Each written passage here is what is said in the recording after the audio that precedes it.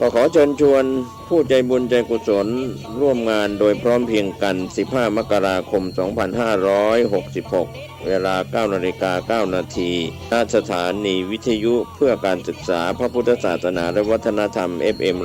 104.50 เมกะเฮิรตซ์ตามวันเวลาดังกล่าวโดยพร้อมเพรียงกันช่วยกันเอามาทอดป่าสามัคคีต้องจริต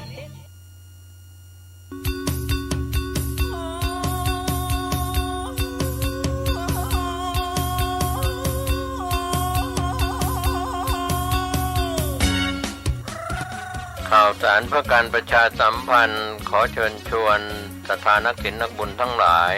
ร่วมทำบุญฉลองถาวรวัตถุและเสนาสนะปล่อยหลวงฉลองสมโภชการก่อตั้งวัดวังสิงห์คำครบ149 ปีณวัดวังสิงห์คำตำบลป่าแดดอำเภอเมืองเชียงใหม่จังหวัดเชียงใหม่15 กุมภาพันธ์ช่วงเช้า 9 นาฬิกาเป็นวันถวายตาลจ้อตาลตุง22 กุมภาพันธ์ช่วง 19 นาฬิกาพิธีเจริญพุทธมนต์เทศนาธรรมสมโภช23 กุมภาพันธ์ 9 นาฬิกา 9 นาทีโอกาสเวียนตาลถวายสิ่งก่อสร้างถวายเครื่องทยทานแด่พระสงฆ์24 กุมภาพันธ์เป็นวันตกแต่งดาเครื่องทยทานวันหอมตาลวันเสาร์และวันอาทิตย์ที่25และ26 กุมภาพันธ์ 2566ตั้งแต่เวลา 9 นาฬิกาเป็นต้นไปคณะศรัทธาวัดวังสิงห์คำและหัววัดต่างๆแห่เครื่องทยทานเข้าร่วมทำบุญในโอกาสนี้ก็เชิญชวนศรัทธาสาธุชนร่วมทำบุญรับเป็นเจ้าภาพสังฆทานถวายพระมหาเถรานุเถระที่นิมนต์มาเจริญพุทธมนต์สังฆทานถวายหัววัดและขอเชิญชวนทุกท่านร่วมงานและร่วมทำบุญในครั้งนี้โดยทั่วกันติดต่อบริจาคร่วมทำบุญได้ที่วัดวังสิงห์คำ081-783-6540ได้ทุกวันก็เป็นงานบุญงานกุศลฉลองถาวรวัตถุและเสนาสนะปล่อยหลวงฉลองสมโภชการก่อตั้งวัดวังสิงห์คำครบรอบ149 ปีณวัดวังสิงห์คำตำบลป่าแดดอำเภอเมืองเชียงใหม่จังหวัดเชียงใหม่15 กุมภาพันธ์ถึง26 กุมภาพันธ์ขอเชิญท่านร่วมงานบุญนี้โดยพร้อมเพรียงกันแดงเป็นเจ้าอาวาสสร้างโบสถ์สร้างวิหารศาลาบาทนิมนต์หัววัดโฮมทำบุญประจำปีรำวงนำนา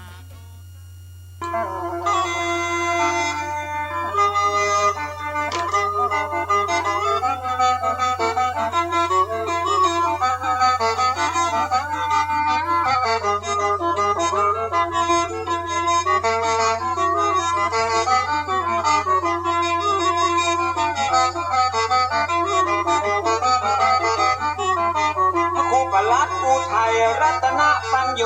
สิทธิ์พระพุทโธขอเชิญชวนพี่น้อง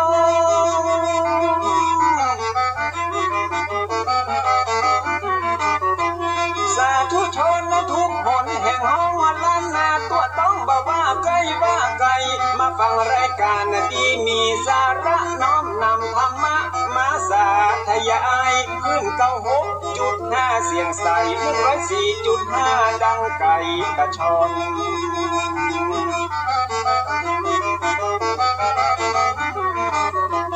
ของบ่ดีบ่เอามาตำของบ่ลำบ่เอามาป้อนปรมัตถธรรมที่เป็นยอดนอนของพระชินวรทรงตรัสสอนสั่งมันมาสัพพะเรื่องในล้านนาและภูมิปัญญาของคนบ่เก่าถ้าบ่ฟังคนเฒ่าตุเจ้าเปิ้นสอนมีพระตัวขาดนอนมีที่นอนขาดมุ้ง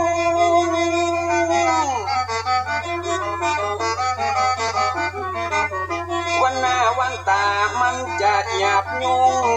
แตกฟุ้งเหมือนไฟลงเปียแผ่นดินจะมีแต่คนชั่วคนจะลืมตัวผัวจะลืมเมียวัยรุ่นจะกินเหล้าเมาเบียร์สังคมจะเสื่อมเสียครอบครัวจะแตกแยก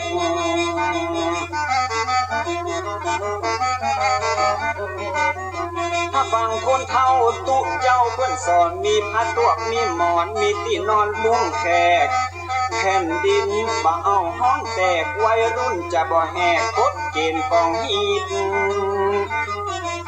จะดีรายการธรรมะสร้างสรรค์ชีวีฟังเตอจะมีแต่คุณประโยชน์ฟังธรรมะแล้วพิจารณาบัดใจเข้าหูขวาแล้วออกหูซ้าย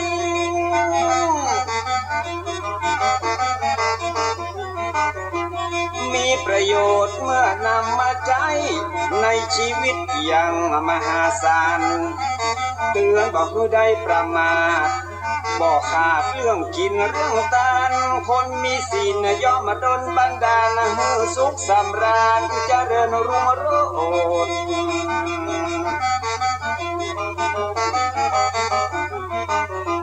พ่อคนเฒ่าเปิ้นเข้าวัดวาดน้อมนำศีลมารักษาภายโพดคนบาเดียวจิตใจเหี้ยมโหดขี้มิ่งขี้โผดอยากจะป่าเทือนไว้บนเอาแบบคนเฒ่ากำหัดเจ้าเปิ้นสอนแล้วจะเย็นเมื่อนอนแล้วบ่ฮ้อนเมื่อหนาว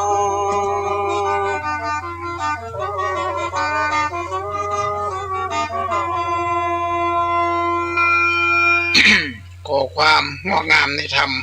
ขององค์พระสัมมาสัมพุทธเจ้า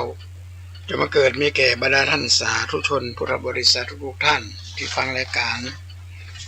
ทานธรรมทางสงบในค่ำคืนนี้ตรงกับวันที่13วันศุกร์และวันพุธนี้จะเป็นวันเด็กแห่งชาติตรงกับวันที่14วันนี้เป็นเดือน4แรม8ค่ำอาตมาภาพต้องขอสุมาอภัยด้วยเนี่ยวันก่อนประกาศว่าวันที่5เดือนกุมภาจะเป็นวันมาฆบูชาธรรมใจฮะตรงกับวันมีเดือนมีนาจะเป็นวันมาฆบูชามาใจตรงกับวันที่มันตรงกับวันที่5เดือนกุมภานะประกาศพิษไปวันนั้นแหละวันที่5เดือน วันที่6เดือนมีนาคมจะตรงกับวันมาฆบูชาได้ประกาศไปผิดพลาดไปขอประทานอภัยด้วยก็วันก็ขอกราบขอบพระคุณท่านพระครูสมุวิสุวัตรเป็นเมตตาออกรายการทางธรรมทางสงบซึ่งรายการนี้ก็พยายามจะสรรหาความรู้รอบตัวคือกระญาติกัดโยมได้ฟังกันการฟังเทศน์การฟังธรรมการฟังธรรมะมันก็จะประหยัดเวลาไปหันจัดนักเวลาเขาไปอ่านหนังสือนะฮะบางทีเขาอ่านหนังสือมันบัดตรงกับเนื้อหาสาระบัดตรงกับความต้องการอย่างวันพุธเนี้ยเป็นวันที่14และอาจเป็นวันเสาร์ที่2ของเดือนมกราคมทุกๆปีเปิ้นถือว่าเป็นวันเด็กแห่งชาติจะได้เป็นดังนี้ถือว่าวันเป็นวันเด็กแห่งชาติคือวันเด็กแห่งชาติที่เป็นปัจจิมิกับบ้านเฮาเนี่ยญาติโยมองค์การสหประชาชาติทั่วโลกเนี่ยเปิดมีความตื่นตัวกันเด็กในวันนี้คือผู้ใหญ่ในภายภาคหน้าทำละไม้ชาตาแทนแม่พ่อผู้ใหญ่ดีเด็กก็งามตามเหล่ากอผู้ใหญ่บ้าเด็กก็พอเด็กก็บอพอๆกันคือหมายความว่าคนใหญ่ก็คือถือว่าเป็นภาพยนตร์เป็นหลังม้วนหนึ่งที่เราอ่อนเห็นแบบในปีพุทธศักราช2498นาย V.M. มกุลผู้แทนองค์การสหประชาชาติเพื่อสวัสดิการเด็กระหว่างประเทศได้เสนอต่อกรมประชาสงเคราะห์ให้มีการจัดงานวันเด็กขึ้นเพื่อให้เกิดเสริมให้ประชาชนที่มีความสำคัญของวันเด็กความสำคัญของวันเด็กที่มันเกิดขึ้นในทั่วโลกเนี้ยนะพอละอ่อนเนี้ยนะเป็นละอ่อนเนี้ยคือเป็นเหล่ากอเป็นนอเนื้อนะเป็นนอเนื้อของประเทศชาติบ้านเมืองเหมือนเราปลูกต้นไม้นะญาติโยมนะเราปลูกต้นไม้ถ้ามันใส่ปุ๋ยมันพรวนดินมันดูแลตลอดเนี่ยเขาก็สามารถที่จะได้รับอานิสงส์จากการปลูกต้นไม้จากการ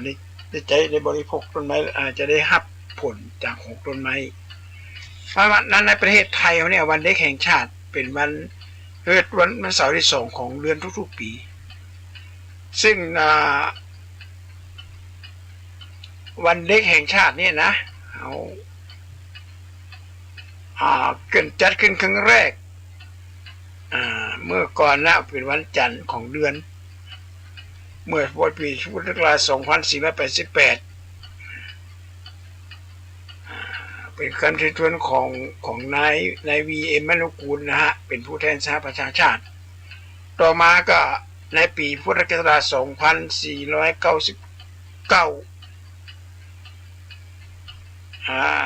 ต่อมาก็มีเริ่มจัดประเทศไทยมาเริ่มจัดตั้งแต่ปีพุทธศักราช2508เป็นวันเสาร์จะเป็นวันเสาร์แต่ก่อนได้จัดเป็นวันจันทร์นะญาติโยมวันนี้จัดเป็นวันเสาร์ถือว่าบางละอ่อนได้ขาดเฮียนในก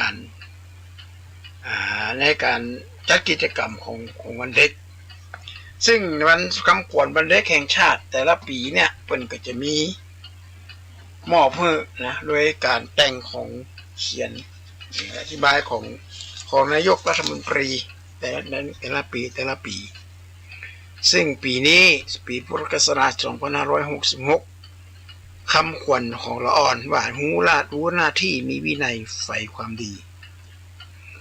รู้หน้าที่มีวินัยใฝ่ความดีอันนี้ชัดเจนถ้าละอ่อนบ้านเฮาฮู้จักหน้าที่ความเป็นละอ่อนเนี่ยคือหมายความหน้าที่ของเป็นเยาวชนจริงๆแล้วเนี่ยนะฮะละอ่อนเนี่ยนะจะดีหรือบ่ดีนี่มันก็ขึ้นอยู่ที่ผู้ใหญ่ละอ่อนเนี่ยมันธนสกะนี่เป็นไว้ที่บอกผู้เรื่องของเราอ่อนต่อโลกอย่างมาคือละอ่อนมันก็จะเป็นย่านะเอาจิโกมามันก็เป็นจิโกจิกีมาก็เป็นจิกีฮิปโปมาก็เป็นฮิปโปฮิปปีมาก็เป็นฮิปปีแล้วแต่คนแล้วแต่ละอ่อนที่จะเฮียนแบบ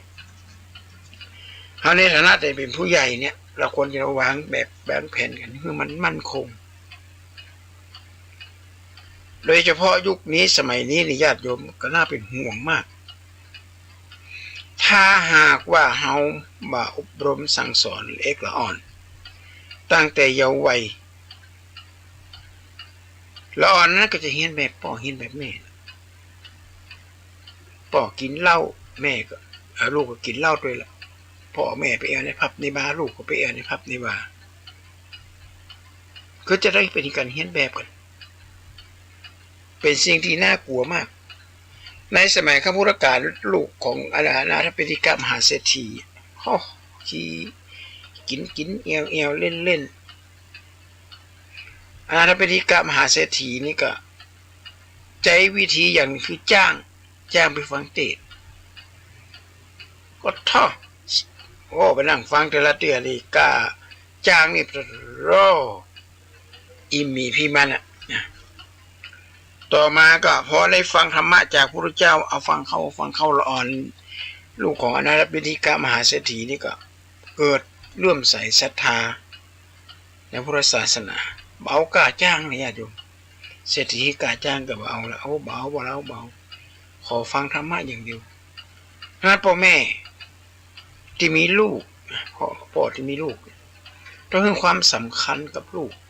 เวลาพาลูกไปแอวที่ไหนไปต้องวัดเขาว่าให้ลูกมีสัมมาทิฏฐิให้หันความถูกต้องของสังคมยกตัวอย่างเช่นเอาแก้วไปแตกคล้องใส่แก้วกระดาษอ่อนมาเอาเหี้ยไปเลยนะฝนตกก็แจ้งฝนแรงก็ด่าอย่างเงี้ยละอ่อนก็ตัวให้ก้นไปเลยในธรรมบทมันยังมีเนาะนกแขกเต่านกแขกเต่าดิถูกลมปัดปิวไปคนละทิศคนละทางตัวหนึ่งไปอยู่กับเศรษฐไปอยู่กับฤาษีตัวหนึ่งไปอยู่กับมหาโจรตัวได้ไปอยู่กับมหาโจรนี่โอ้โหการจานี่ก้าวร้าวก็สนใจละนะใครจะฟังอะไรไม่สนใจเอาฆ่ามันชี้มันป้นมันนี่วันหนึ่งพระราชามันก็หลงไปใน ในดงของหมู่โจรโอ้โนแขกเต้ามาตอนฮับนี่โอ้ถามบันนี้บรรนักปากจะด่าสปะสะพื้นก็เพราะอย่างก็เพราะว่าโนแขกเต้าตัวนี้ได้ยินหมู่โจรจี้มันอู้กันเรื่องเกลียดกันเรื่องฆ่าเรื่องแทงเรื่องฟันหมดมาสนใจเรื่องอย่างอื่นละอันนี้ก็เป็นตัวอย่างให้หันว่าถ้าเขามีลูกพ่อแม่ที่ทะเลาะกันเนี่ยพิษหัวกันเนี่ยนะญาติโยมขอบิณฑบาตจะไปพิษหัวกันต่อหน้าลูกอาตมาภาพเนี่ยหันมานักขนาดนักพออยู่ในวัดพ่อแม่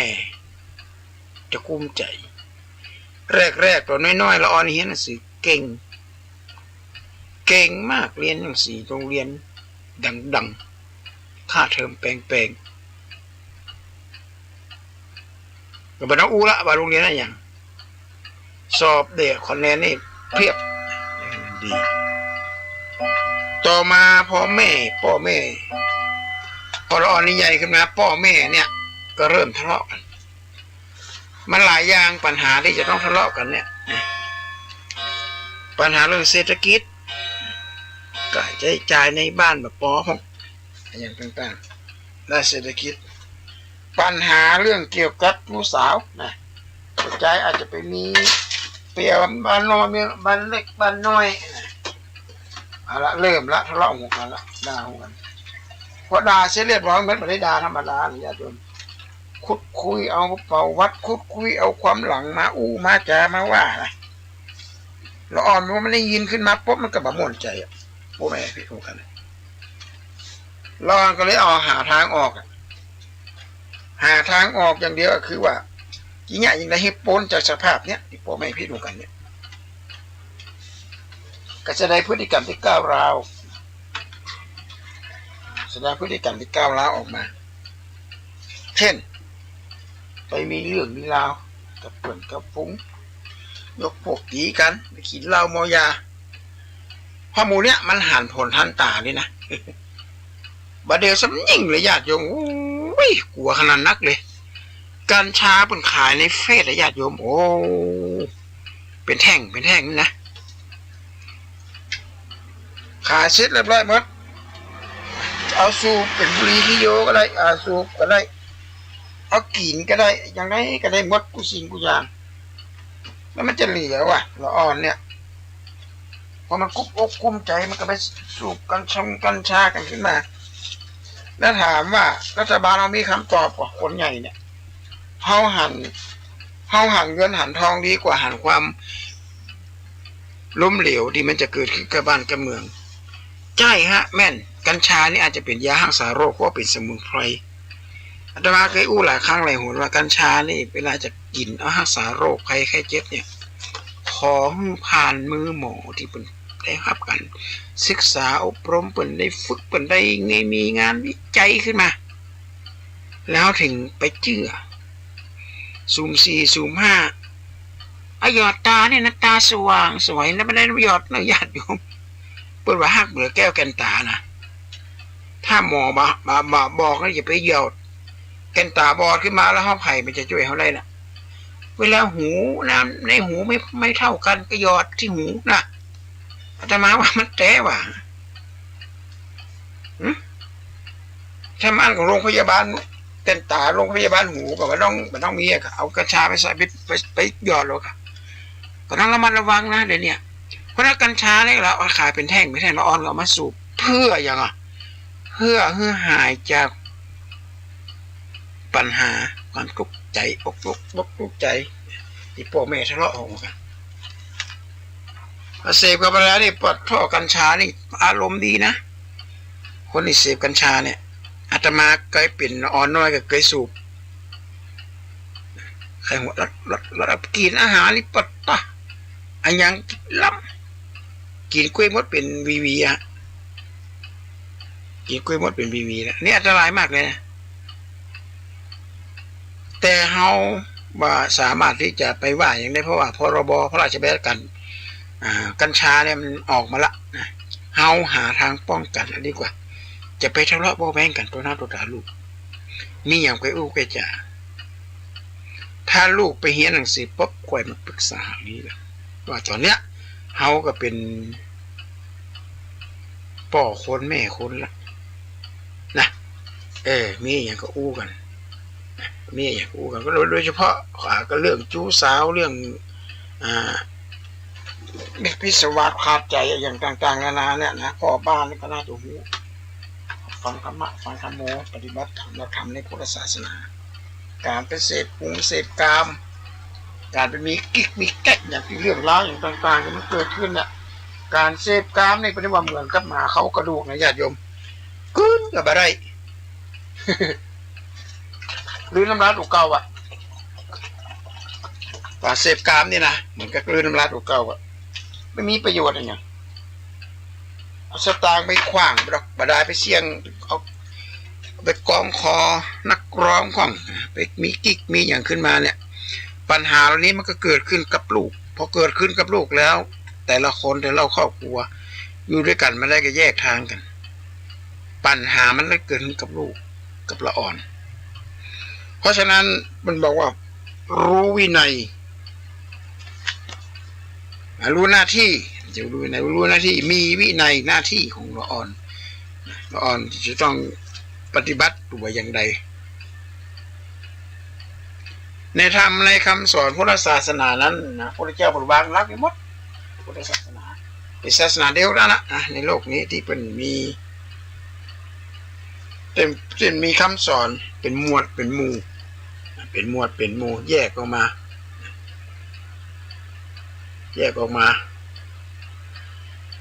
เป็นข้อเพื่อให้เกิดความสะดวกสบายในการปฏิบัติตามหลักธรรมในพุทธศาสนาเพราะฉะนั้นคำตอบหรือคำสอนในหลักพุทธศาสนาที่ละอ่อนรู้จักหน้าที่เนี่ยรู้หน้าที่เนี่ยหน้าที่ของลูกเนี่ยต้องทำอย่างไรพ่อหน้าที่ของลูกเนี่ยจะต้องปฏิบัติตนอย่างใดความเป็นลูกนะแล้วความเป็นพ่อเป็นแม่นี่จะต้องทำตัวอย่างไรเนี่ยนะฮะเป็นเรื่องที่จะต้องเอามาทบมามาแจกันถ้าหากว่าเฮาบ่สนอกสนใจเรื่องราวอย่างใกล้คนใกล้เคียงเนี่ยนะก็จะเกิดปัญหาขึ้นมาปัญหาการหย่าร้างในญาติโยมปัญหาการหย่าร้างนี่ปัจจุบันนี่โอ้โหปัญหาการหย่าร้างนี่มี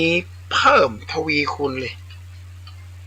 คือหูจักหน้าที่นะฮะหน้าที่หมายคือว่าคือรักปฏิบัติธรรมนั่นแหละญาติโยมการ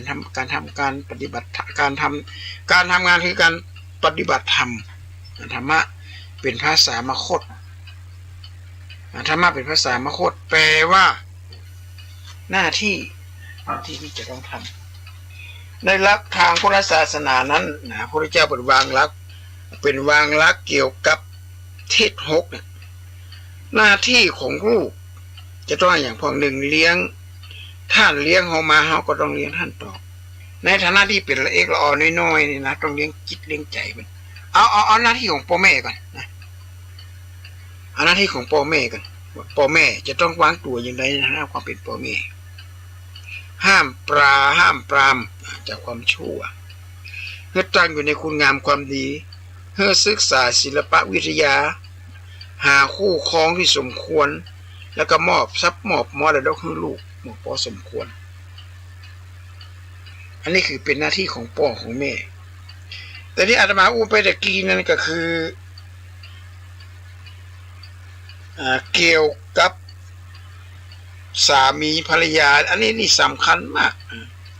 ปัจฉิมทิศที่เบื้องหลังเนี่ยคือคนอยู่เบื้องหลังของความสำเร็จอยู่เบื้องหลังของความสำเร็จอันนี้สำคัญมากเลยถ้าผัวเมียอยู่ด้วยกันมาดูปรับจูนเข้าหากันเนี่ยโอ้โหเรื่องใหญ่มากๆมันจะเรื่องอันดับแรกก็คือยกย่อง สมฐานะของความเป็นสามีและภรรยาอันนี้สามีนะสามีนี่ยกย่อง2บดูหมิ่นภรรยา3บันนอกจิตบันนอกใจ4มอบความเป็นใหญ่ให้กับบ้านในบ้านแล้วก็5หาเครื่องประดับให้เป็นของควรตามโอกาสอันนี้เป็นหน้าที่ของสามีในเมื่อสามีมีหน้าที่ที่เนี่ยภรรยาก็ต้องมีหน้าที่ปฏิบัติจัดงานจัดบ้านให้เรียบร้อยส่งข้อญาติเมตทั้ง2ฝ่ายให้ด้วยดีบ้านนอกจิตบ้านนอกใจ4รักษาสมบัติที่หามาด้วยแล้วก็5ขยันมาเกียรติค้านทำงานอันนี้คือหน้าที่ของพ่อแม่นะพ่อแม่ที่จะต้องผัวเมียที่จะต้องดูแลกันทีนี้พ่อแม่จะต้องดูแลลูกที่อูดไปตะกี้นะฮะคือปริมาทิศคือทิศเบื้องบนทิศเบื้องหน้านะพ่อแม่บ่ให้ลูกทำความชั่วตั้งอยู่ในคุณงามความดีศึกษาศิลปวิทยาหาคู่ครองสมควรแล้วก็มอบทรัพย์สมบัติให้ทีนี้ที่บอกว่ารู้หน้าที่มีวินัยใฝ่ควรนะคือหน้าที่ของลูกคือหน้าที่ของเยาวชนก่อนน้อยๆนี่เขาอาจจะบ่มีเวลาไปดูแลกิจการงานของพ่อแม่แต่ต้องให้กำลังจิตกำลังใจพ่อแม่กำลังใจนี่สำคัญมากในต่างประเทศนะญาติโยมประเทศที่พัฒนาแล้วเนี่ยประเทศใหญ่ๆเนี่ยเปิ้นจะให้คนข้างนอกนะไปเยี่ยมนักโทษไปเยี่ยมคนไข้โดยเฉพาะพระสงฆ์หรือนักบวชแต่ละศาสนา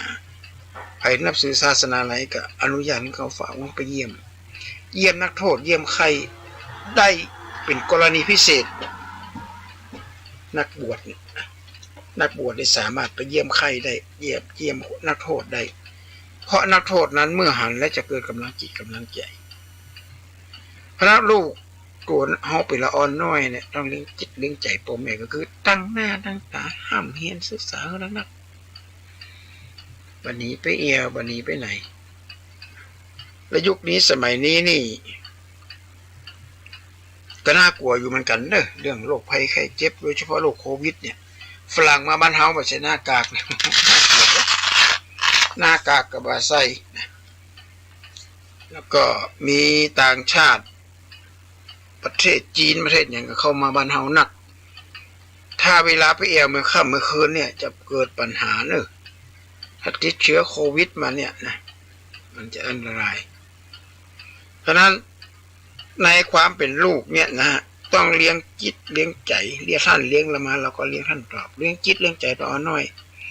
ช่วยทำกิจการงานของท่าน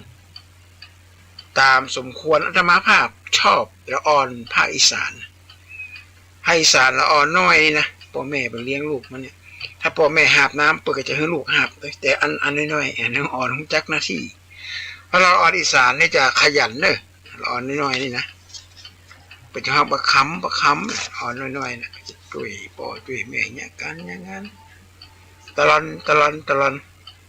กันนะฮักนี่นะญาติโยม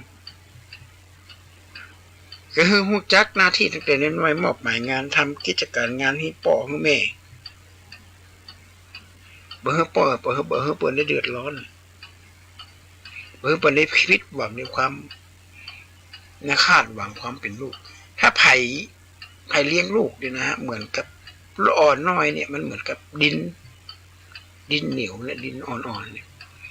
เขาจะปั้นให้เป็นละอ่อนอย่างใดเขาปั้นได้ปวดห้องว่าไม้อ่อนหักง่ายหักนะดัดง่ายมันจะหักดัดง่ายมันยังอ่อนอยู่เล็กละอ่อนตัวน้อยๆเนี่ยเขาสามารถที่จะเชื่อมสอนเป็นยังบอกว่า1บ่อน้ำลูกยอและกอไผ่บ่อน้ำก็คือกำอู้กำจ่าของพ่อแม่จะก็ใส่ลูกก็จะเหมือนนกแขกเต่านั่นแหละโจรมันก็ใส่กันมันก็ก็ใส่เหมือนโจรน่ะ พอเศรษฐีพอพระราชาไปที่บ้านไปที่อาสมของฤาษีนกแขกเต่าเนี่ยจะเอ่ยปากคำแรกว่าขอเจริญพรสาธุขอให้เจริญเจริญเห็นไหมเพราะอย่างก็เพราะเปิดได้กำนี่ยินกำอูของฤาษีจะอูกับญาติกับโยมไปมาเอมาใจเนี่ยเป็นกระจายอูได้จ่าม่วนนะเพราะฉะนั้นพ่อแม่เนี่ยนะฮะจะต้องประดาลูกบ่อน้ำคือน้ำจิตน้ำใจคือรางวัลเวลาลูกสอบติดนั่นสอบติดนี่ในรางวัลและอย่าไปเข่งตัวละอ่อนนะต้องเป็นนั่นต้องเป็นนี่เขาต้องก้อยปุ๊กก้อยปูก้อยหยา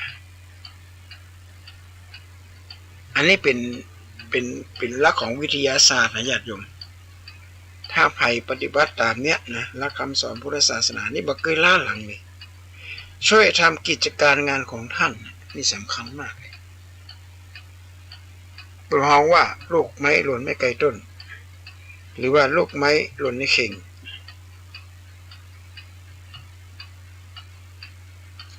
ดำรงวงศ์สกุลของท่านดำรงวงศ์สกุลของท่านก็หมายความว่าพ่อแม่เนี่ยนะฮะพ่อแม่นี่เป็นอะไรอย่างขึ้นมาปุ๊บเนี่ยก็จะต้องทำงานทำการเพื่อ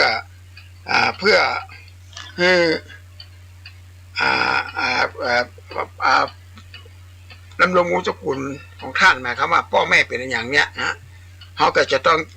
ทำงานทำการเหมือนกับเปิดได้ชื่นใจจุดอกชื่นใจบางทีเหมือนกับศาสนาพราหมณ์ศาสนาพราหมณ์นี่พ่อเป็นพราหมณ์แม่เป็นพราหมณ์ลูกก็ต้องเป็นพราหมณ์เขาว่าพราหมณ์โคตรดังนั้นก็สิ่งสำคัญมากที่สุดเป็นในหลักคำสอนพุทธศาสนาบอกดำรงวงศกุลของท่านหมายความว่าทำต่อเนื่องทำงานต่อเนื่องท่านเบอร์ท่านได้ผิดหวัง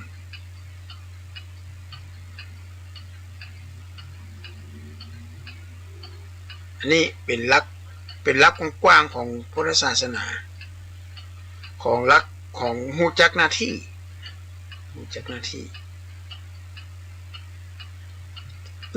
ที่ลูกจะต้องปฏิบัติ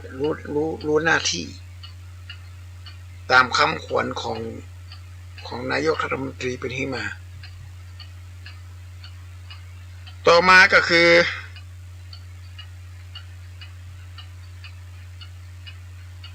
พ่อแม่เป็น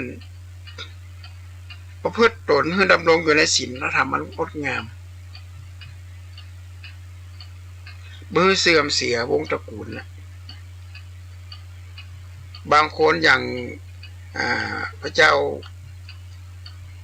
ฟ้าพัชรกิติยาภาเนี่ยเป็นตรัสไว้ว่าบางคนน่ะจำแม่จำพ่อตัวเองไม่ได้ยังมาเบ่งเขาใส่อีกว่ารู้เปล่ากูเป็นลูกใครนะจำลูกจำพ่อแม่ตัวเองพ่อแม่ยังจำพ่อจำแม่ตัวเองไม่ได้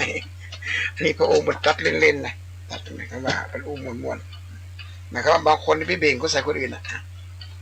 ก็ผมเป็นลูกใครจะนั่นจะนี่เบ่งทำให้เสื่อมเสียชื่อเสียงของพ่อของแม่ไม่ควรทำงานคุณค่าใจทรัพย์สินดำรงวงตระกูลของท่านอันนี้รู้เขาเรียกว่ารู้หน้าที่มีวินัยคำว่าวินัยเนี่ยก็คือหมายความว่าวิเศษนะโยมนัยยะมันคือแตกต่างในฐานะที่เขาเป็นละอ่อนเขาจะต้องมีความแตกต่างกับส่วนอย่างอื่นละเขาจะไปเจอเป็นวินัยเนี่ยนะฮะคนมีวินัยมันเหมือนกันวินัยนี่เป็นระเบียบเรียบร้อยเขาสังเกตดูให้ดีว่า ขี้เปอะขี้ดินขี้โคลนน่ะมันอยู่แต่หมู่ปุ้นแต่ล่างหมู่อยู่ในห้วยในหนองในคลองในบึง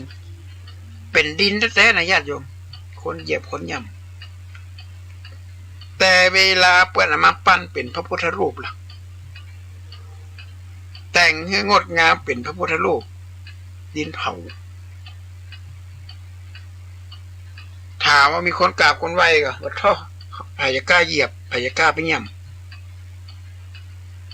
เช็คเช่นเดียวกันกับละอ่อนที่มีวินัยเด็กที่ดีต้องมีวินัยทหารที่ดีต้องมีวินัยตำรวจที่ดีต้องมีวินัยนักเรียนที่ดีก็ต้องมีวินัยหมายถึงวิเศษแต่งแจ้งต่างขึ้นมาครับว่าต้องแตกต่างจากคนอื่นที่เป็นแบบมีวินัยนะทำตามกฎตามระเบียบในฐานะที่เป็นเล็กอ่อนบ่ใจอยากจะกินก็กินอยากจะแอลก็แอลอยากจะเที่ยวก็เที่ยวและปัญหาทำอย่างนี้น่ากลัวมากที่สุดเลยคือยาเสพติดเนี่ยอันนี้สำคัญมากเลยเพราะประเด็นนี้ก็กลายเป็นว่ายาเสพติดกลายเป็นอิสระภาพไปแล้วนะมากัญชามาว่าใบกระท่อมเนี่ยก็ขอให้ระมัดระวังให้ดีๆเนอะอันนี้อุราเตี้ยขนาดเลยอาตมาบัดจัดเป็นสมุนไพรนะเพราะว่ามันอย่างไรกับผมมันสมุนไพรมันจะต้องมันมีเสพติดอ่ะเพราะหันมาหลายรายละก็กินกัญชามาแล้วกับเมากัญชาก็ไปกินได้กระท่อมไปอย่างไม่เมาแล้วเกิดอาละวาดขึ้นมาเนี่ยก็อันตรายอยู่เพราะฉะนั้นมีหูจักวินัยมีหน้าที่มีวินัยก็คือว่าหูจักกฎหูจักระเบียบของสังคมเขาบอกวัฒนธรรมเนี่ยญาติโยมวัฒนธรรมมีอยู่4อย่าง1คติธรรม2เนติธรรม3ปทุธรรม4สหธรรม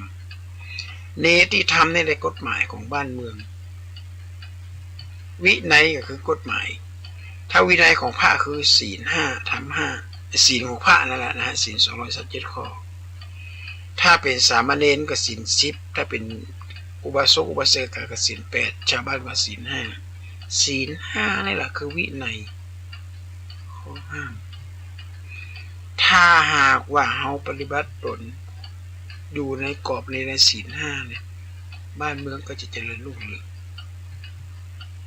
อ่านข่าวดูข่าวนี่หน้าหนังสือพิมพ์ก็ตกใจน่ากลัวเป็นอย่างมากน่ากลัวว่ากลัวมันจะเกิดปัญหาอย่างเรานี้ขึ้นมากับบ้านกับเมืองเฮาแต่ไม่เขาอ่านเขาดูข่าวก็ดีดูใน YouTube ก็ดีแต่ต่างประเทศนี่นะเป็นเหลือเขากันนะญาติโยมแล้วอ่อนต่างประเทศนี่บางประเทศนี่อากาศหนาวบริเวณนี้ยิ่งประเทศอังกฤษประเทศอเมริกาเนี่ยอากาศหนาวอากาศเย็นเป็นหิมะเลยนะจะไปไหนมาไหนก็ไม่ค่อยสะดวกจะกินอะไรอย่างได้ละเตียได้ละครั้งนี่โอ้โหลำบากลำบน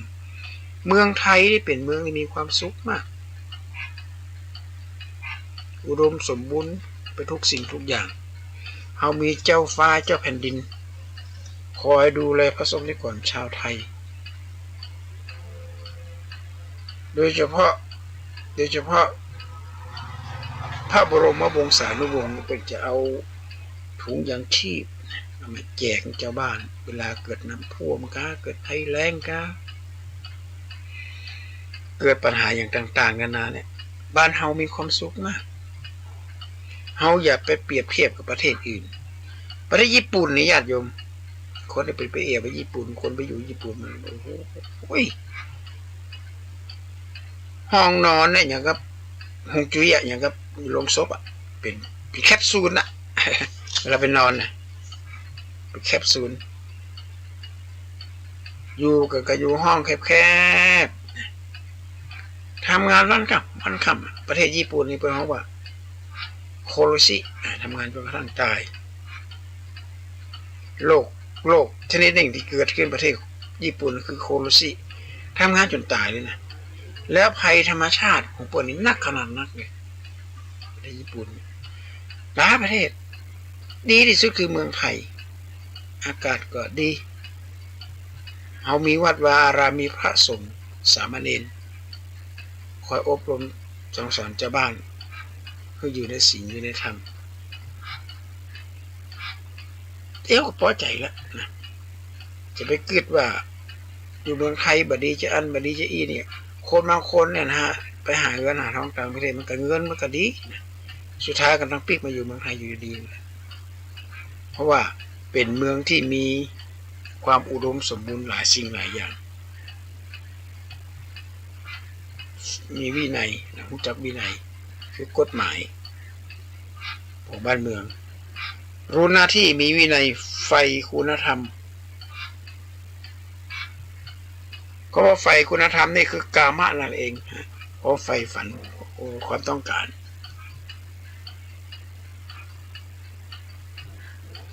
ไฟคุณธรรมธรรมะกาโมภวังโหติผู้ใคร่ผู้ฝักใฝ่ในธรรมย่อมเป็นผู้เจริญคือจริงๆแล้วนี่ธรรมะมันก็คือธรรมชาตินั่นเองมันก็อยู่ในตัวเฮานี่แหละเฮาจะหูก่อนธรรมะคืออะไรอย่างธรรมะเฮาจะต้องปฏิบัติตนอย่างใดก็คือเป็นหน้าที่ในญาติโยมร่างกายของคนเฮาถ้าหากว่ามันขาดมาทำงานสักอย่างใดอย่างหนึ่งเดือดร้อนตามาทำงานหูมาทำงานอวัยวะหลายสิ่งหลายอย่างมาทำงานก็เดือดร้อนอวัยวะทุกอย่างนี้ถือว่าทำหน้าที่ทำตามหน้าที่หน้าที่นั้นผู้บัญชาการได้สั่งนั่นก็คือจิตของเฮาเนี่ยจิตเป็นนายกายเป็นบ่าวไฟคุณธรรมมาเขาว่าต้องมีคำสั่งคือถูกต้องตามหลักธรรมะและคำสอนในทางพุทธศาสนาก็คือศีลธรรมนั่นเองถ้าจิตสั่งให้ไปยิบแก้วเหล้ามามือก็ไปยิบมาละจิตสั่งให้ไปกินเสพของเสพติดยาบ้ายามาเขาก็กินด้วยก็เพราะจิตเป็นคนสั่งจิตเป็นนายกายเป็นบ่าวถ้าจิตเขาบาสั่งอย่างหนึ่งร่างกายก็เนี้ยบ่ได้เพราะฉะนั้นเวลาไฟคุณธรรมก็หมายความว่าต้องอยู่ในโอวาทอยู่ในหลักธรรมอยู่ในกฎระเบียบของสังคมประเทศที่เป็นเจริญก้าวหน้าอย่างประเทศอเมริกาประเทศยุโรปเนี่ยจริงๆแล้วบ้านเขาเนี่ยนะผู้ตามรักจริงๆเนี่ยพอฝรั่งมีบ้านเฮากะมาตุยละอ่อนมันลวนลามละอ่อนเพราะว่าโทษคดีเนี้ยคดีเกี่ยวกับละเมิดทางเพศเนี่ยถ้าเป็นเมืองนอกนี่เกือบจะประหารชีวิตญาติโยมจำคุกตลอดชีวิตเลยเป็นอันอย่างที่นักที่สุดแต่บ้านเฮาเป็นยังปออารมณ์เลยแต่ก่อนนี้บ่ใครมีละเดี๋ยวนี้บ่ได้ละบ่ได้ไปวนลามละอ่อนก็ไปละเมิดทางเพศอะไรอย่างต่างๆนี่ที่เขามาทำนี่คืออย่างเพราะว่ากฎหมายเนี่ยเอาจริงเอาจังต่างบ้านต่างเมืองกฎหมายเคร่งครัดก็จะมีอย่างนั้นถ้าหากว่าเราปฏิบัติตามนี้แล้วพ่อแม่เปลี่ยนแบบอย่างกับลูกคือเป็นตัวอย่างนั่นเองฮะพ่อแม่เป็นคนอย่างไรลูกก็เป็นคนจะเป็นนิสัยเป็นบอกดูช้างให้ดูที่หางดูนางให้ดูที่แม่จะให้ดูแน่ๆให้ดูถึงเผ่าพันธุ์ของตระกูลนะผมเป็นตระกูลก็ขอฝากเป็นข้อคิดกับญาติกับโยมว่าเฮาเป็นผู้นำของชุมชนเป็นผู้นำของครอบครัวผู้นำของครอบครัวเนี่ยนะเป็นเรื่องใหญ่มากความเป็นพ่อความเป็นแม่ที่จริงเนี่ยคำว่าลูกเนี่ยนะฮะซับเดิมไปว่าลูกนะลูกนั่งลูกยืนลูกนั่งลูกยืนอ่ะแล้วอ่อนน้อยมันอุบัติได้อันนี้คุณหลวงตาแพรเยี่ยมไหมเป็นบอกนะคำว่าลูกนี่แปลว่าลุกพ่อแม่ต้องลุกนั่งลุกยืนลุกนั่งลุกยืนตลอดทั้งคืนเปลี่ยนเวรกันเวลาเลี้ยงลูกนอนมันอุบัติได้หรอใครอยากกินนมมันก็ให้เอาที่พ่อแม่ก็ต้องเป็นหมอลูก ขี้โรคเหี่ยวก็ต้องเปลี่ยนกันเที่ยวกันกวาดลูกนี่หมายคือว่าลุกขึ้นลุกนั่งลุกยืนลุกนั่งลุกยืนนั่งบ่อยๆลูกบ่อยๆก็กลายเป็นลูกเป็นสระอูเป็นพระหูพจน์พระหูวจนะอันนี้หลวงตาพยใช่ไหมมันกล่าวไว้ล่ะลูกเนี่ยนะฮะลูกนี่คือเป็นอันอย่างที่ยิ่งใหญ่มากสำหรับพ่อแม่นะเฮาคาดหวังลูกอย่างไรเฮาก็ต้องพออันอย่างนี้เนาะพออันอย่างที่มันมีโอกาสที่จะผิดพลาดลาหัวกันก็ก็ใส่กันก็ทะเลาะเบาแวงกันป่อไปแอวปิกมันวิลำวิทย์เวลาเพราะเราวิเคราะห์ให้ดีว่าการไปแอวแม่ค่ำแม่คืนเนี่ยมันได้อย่างขึ้นมาในสมัยพระพุทธกาลเป็นบอกว่าเป็นอบายมุขทางแห่งความฉิบยิ่งตอนเนี้ยนะมีโรคโควิดแต่ก่อนนี่มันมีโรคเอดส์เมียจะนั่งพับเพียบอยู่ที่บ้านหูขี้มีดังอย่างเอาไปติดเอดส์กับผัวกับสามีเอาเชื้อเอดส์มาปล่อยบัดเดียวนี้มันจะเชื้อเอดส์แล้วบัดนี้เพราะเชื้อเอดส์นี่อยู่ในร่างกายเขาเนี่ยกว่ามันจะปรากฏออกมาเนี่ยใช้เวลาบัดต่ำกว่า10 ปีใช้เวลาเมินขนาดที่จะปรากฏอาการทัดภูมิต้านทานสูงแต่โรคโควิดเนี่ยแค่มาถึงวันละอาทิตย์เข้าไปเริ่มมีอาการเพราะฉะนั้นการไปมาค่ำไม่คืนหรือไปคบค้าสมาคมกับคนแตกหน้าแตกตาเนี่ยก็ขอบิณฑบาตนะญาติโยมมันเลยไว้ก็ไกลไปละนะเขาเป็นพ่อคนแม่คนยึดหลักในธรรมะหลักทางพุทธศาสนาปาลูกเขาวัดเขาว่าฟังเทศน์ฟังธรรมทำบุญสุนทานนอบน้อมถ่อมตนชีวิตนั้นก็จะมีแต่ความเจริญรุ่งเรืองก้าวหน้าในหน้าที่การงานแต่ถ้าหากว่าเฮาปฏิบัติตนตรงกันข้ามบ้านเมืองก็จะเดือดร้อนประทุกข์ย่อมยาก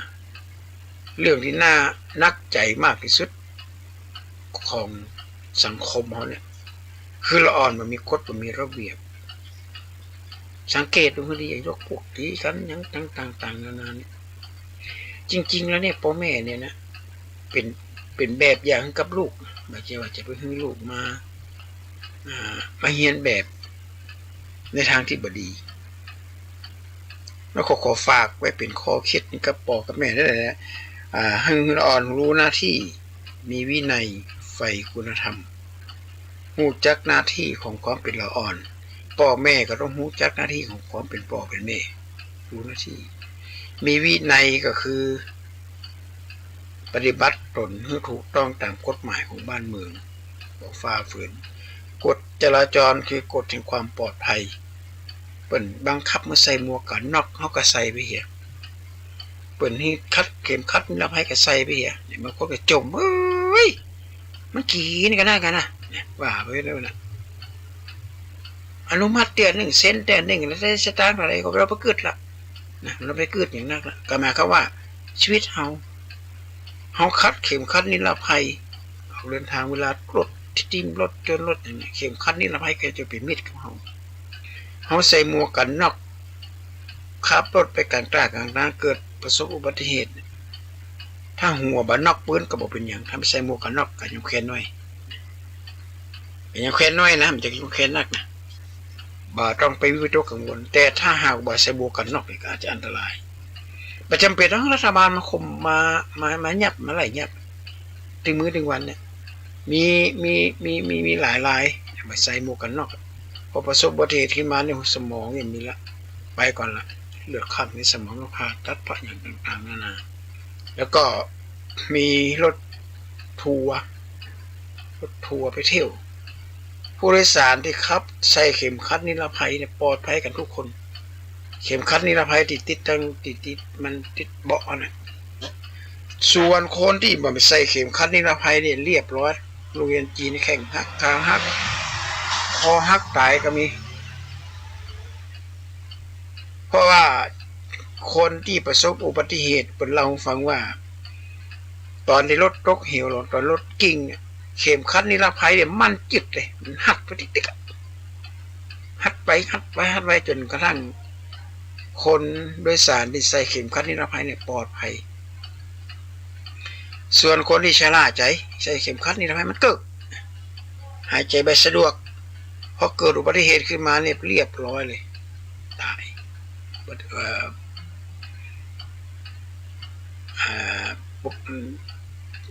ร่างกายนี่พิการและแข็งหักขาหักอาการขั้นโคม่าเนี่ยถ้ามีวินัยก็คือปฏิบัติตามกฎไปเลยปฏิบัติตามกฎตามระเบียบของสังคมเพราะว่านิติในเนติในมันจะนิเนติในคติธรรมเนติธรรมปฏิบัติตามกฎหมายไฟคุณธรรมก็คือว่าคือเป็นเกสรแห่งวัฒนธรรมนะญาติโยมพ่อแม่ต้องเป็นเกสรแห่งวัฒนธรรมเป็นแบบอย่างของลูกเปรียบแบบอย่างในทางที่ดีนะมันจะปิกมาบ้านสามน้ำบัดตื่นร้องขึ้นมันเป็นเรื่องละสิ่งเหล่านี้นี่เขาจะต้องวิเคราะห์ให้ดีๆนะญาติโยมวิเคราะห์ตามหลักของพุทธศาสนาวิเคราะห์พุทธศาสนากับวิทยาศาสตร์เนี่ยเป็นศาสตร์เดียวกันวิทยาศาสตร์อาจจะเป็นรากฐานพุทธศาสนาก็ว่าได้พระพุทธเจ้าบอกว่าทุกข์นำหน้าสมุทัยเนี่ยต้องมีเหตุแล้วเขาเกิดความทุกข์น้ำท่วมเนี่ยทุกข์ละเราหาแล้วไม่อย่างน่าถึงได้ท่วมมันหาทางละหาทางป้องกันหาสมุทิฐานละอย่างเราเจ็บหัวก็ต้องหูละมันทุกข์มาก่อนทุกข์นี่เป็นผลทุกข์นี่เป็นผลจากการกระทำของสมุทัยนั่นก็คือตัณหานั่นแหละนะความต้องการความอยากความอย่างต่างๆนานาเนี่ยถ้าเราตัดสิ่งเหล่านี้ไปเหียเงินเดือนเนี่ยบางคน70,000 80,000นะญาติโยมบ่พอกินนะเนี่ยเป็นหนี้เป็นสินพลุงพลังไอ้อย่างไปใจอย่าไปทำเป็นเรื่องใจว่าสตางค์พ่อบอกจะหาพ่อบอกเสียงมาสั่นต้องประหยัดเอาไว้กันพระบาทสมเด็จพระเจ้าอยู่หัวมันบอกว่าเศรษฐกิจพอเพียงเนี่ยขาดทุนแต่ได้กำไรอย่างพระองค์ทรงตรัสไว้เดียวโหเป็นปรัชญาที่ขั้นสูงมากเลยเขาสามารถที่ขยายได้ยากนักเลยขาดทุนได้กำไรไหมเขามาถ้าเขาบอกกินในอย่างก็ไปแล้วขาดทุนนะแต่ได้กำไรเป็นว่ากินนักตายง่ายนะตามหลักของแพทย์นี่เป็นว่ากินนักเพราะร่างกายเขาทำงานนักเปิ่นกินนักกินมุมมุมั่มซื้อหั่นซื้อนี่ไม่กินเขาขาดทุนดีกว่าบ่กินละแต่เขาได้กำไรจากอย่างจากการไปเจ็บไปไข้ได้ป่วยเจ็บไปไข้ได้ป่วยมาจากอย่างหนึ่งกินนักน้ำหนักก็ขึ้นคอเลสเตอรอลก็สูงถ้าเป็นเบาหวานกับน้ำตาลก็ขึ้นถ้าเป็นโรคเกาต์กรดยูริกก็ขึ้นละว่ากินนักร่างกายไม่ได้นำมาไปใช้นี่ก็ขอฝากเป็นข้อคิดในวันเด็กแห่งชาติที่จะถึงวันพรุ่งนี้พ่อแม่กับป้าเราอ่อนไปเอวเนอะจะเป็นนิ่งกันนะเอ็กมาใส่หัวกันดาวกันสูบไปจะนั่นจะนี่มันไม่ได้กันยิ้มเขาใส่กันเอาไว้แล้วลูกก็จะมีความสุขลูกหันรอยยิ้มของพ่อของแม่เหมือนสวรรค์จันทร์วิมานลูกก็จะเกิดความหวังและลูกก็จะสร้างอนาคตเพื่อพ่อแม่ที่ผิดหวังแต่ในขณะเดียวกันนี่ถ้าพ่อแม่ผิดหัวกันเนี่ยลูกก็จะเกิดความท้อแท้ลูกก็จะไประบายกับคนอื่นซึ่งคนที่จะไประบายนั้นอาจจะเป็นองค์กรหรือที่ทำงานกับสังคมต่างๆนะก็ขอฝากไว้เป็นข้อคิดกาญาติกโยมในฐานะที่เป็นชาวพุทธเราจะต้องปฏิบัติตามหลักในทางพุทธศาสนาถึงวันครบรอบการสิ้นชีวิตของปู่ย่าตาทวดกับป้าลูกป้าเต้าไปทำบุญลูกก็จะได้ปฏิบัติตามเวลาเขาสิ้นบุญสิ้นกรรมไปลูกก็จะได้ทำบุญไปหาเขาเวลาปู่ย่าตาทวดอยู่ในบ้านเนี่ยเขาก็ต้องปฏิบัติปอวิเมวิเหมือน ให้ดีที่สุดลูกก็จะได้เอาเป็นแบบอย่างนักกรรมอูกรรมจ่าบ่อน้ำลูกยอก็คือรางวัลกอไผ่นี่ก็ต้องระวังมาตรการมีต้องเข้มงวดต่อกันละนะวันนี้ก็อาตมาภาพก็บ่มีอย่างนักละนะก็ขอฝากเป็นข้อคิดไปให้กับญาติโยมทั้งหลายว่ารู้หน้าที่มีวินัยไฟคุณธรรมเป็นแบบอย่างที่ดีกับลูกกับหลานแต่ถ้าหากว่าเฮาบ่มีเป็นแบบอย่างกับลูกกับหลานนี่ก็ลำบากเลย